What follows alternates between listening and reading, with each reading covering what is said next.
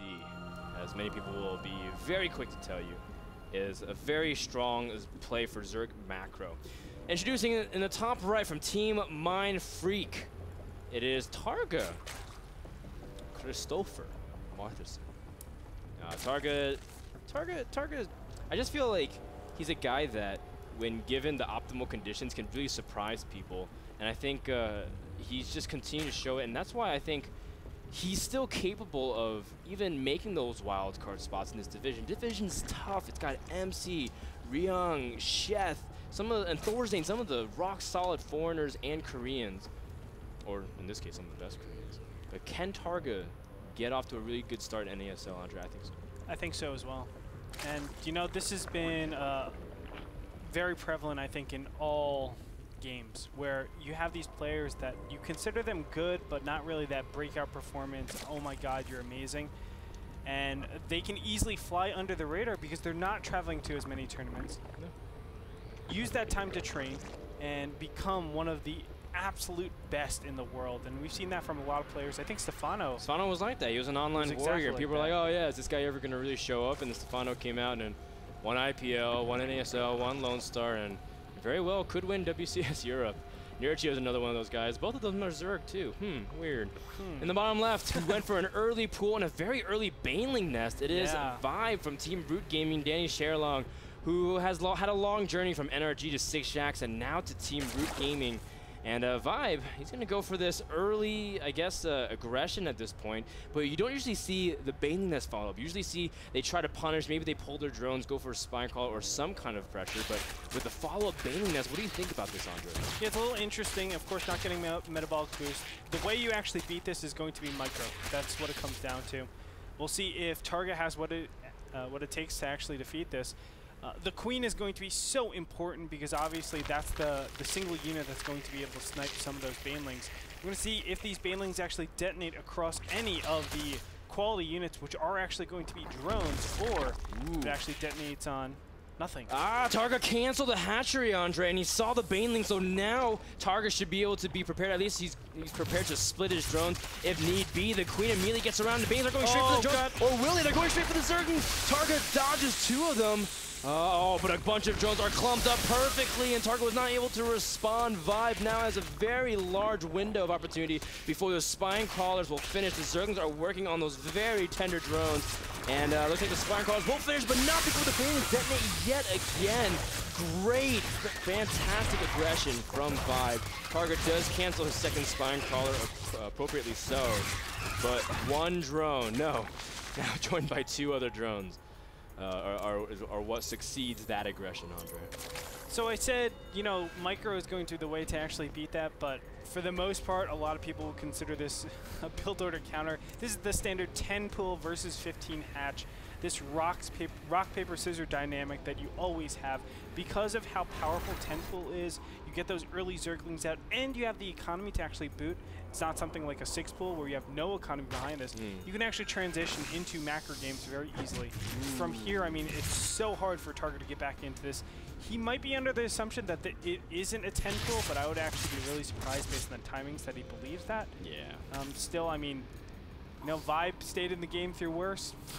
Yeah, I mean, let's be honest. It's not a. I guess this is Targa's response to Vibe saying, you know what, man, you stayed in the game when you had 9 drones. I'm gonna stay in when I had 1.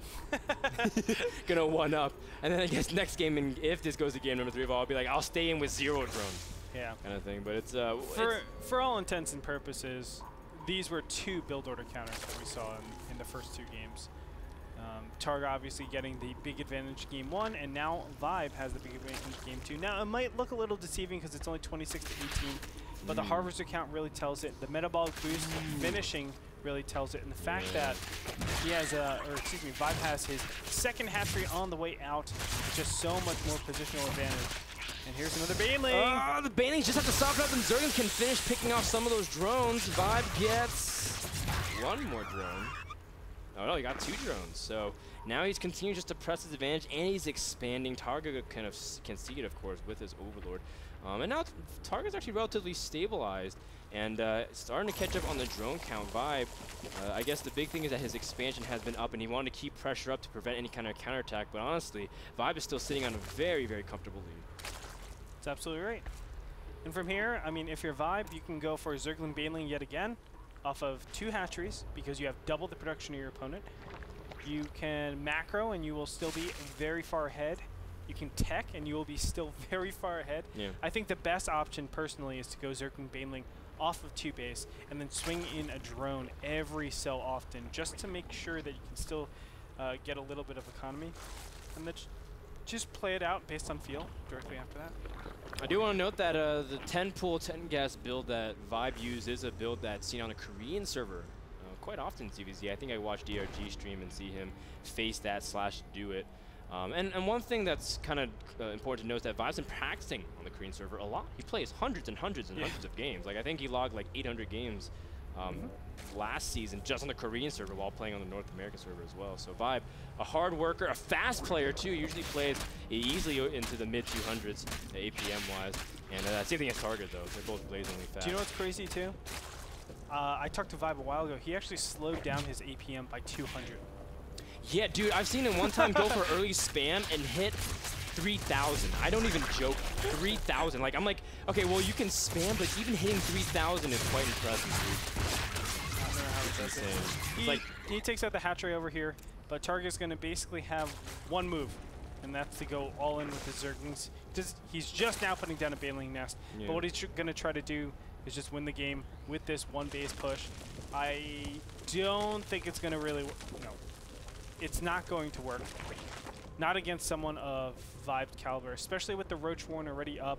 With the economy in place, there's nothing else to really get except units from here on out. Maybe a couple of drones, but not that much. Yeah. I mean, Vibe is going to have everything he needs to be able to counter anything Targa sends at him. And Vibe knows that there's no expansion. He forced to cancel. He says Targa's on 1 base. There's no possible way. I mean, now he sees it with the Overlord as well. Sees all the Zerglings, and Vibe knows, man. Yep. He knows. Look at this. He knows. He's prepared, and look at the Roaches are like, we know. The Queen's like, I know. Yeah. They know too. The Queen knows. And the Banelings, they're like, don't worry, we got it. Right. We know. They're like the backup. I know. They're like, all right, Banelings, okay, we don't need you. If everything dies over here, us Banelings, we'll be able to take it out because they know. Banelings, you'll back us up, right? Like, yeah. We got it. Vibe's got this, and he even has +1. Man, that's going to even make it even harder for Zerglings to do anything, because now with that +1 upgrade, you can 2-shot Zerglings, making it very difficult. Targa trying to go for a master round, but it's a fake, it's a trap. The Baneling immediately takes out a huge pack of those Zerglings. Targa running out of options. He's expanding while teching to lair. Very greedy option for Targa, but can he even realistically hold off this counterattack from Vibe? Negative. That's a no. No for Targa. Vibe knows. Vibe knows.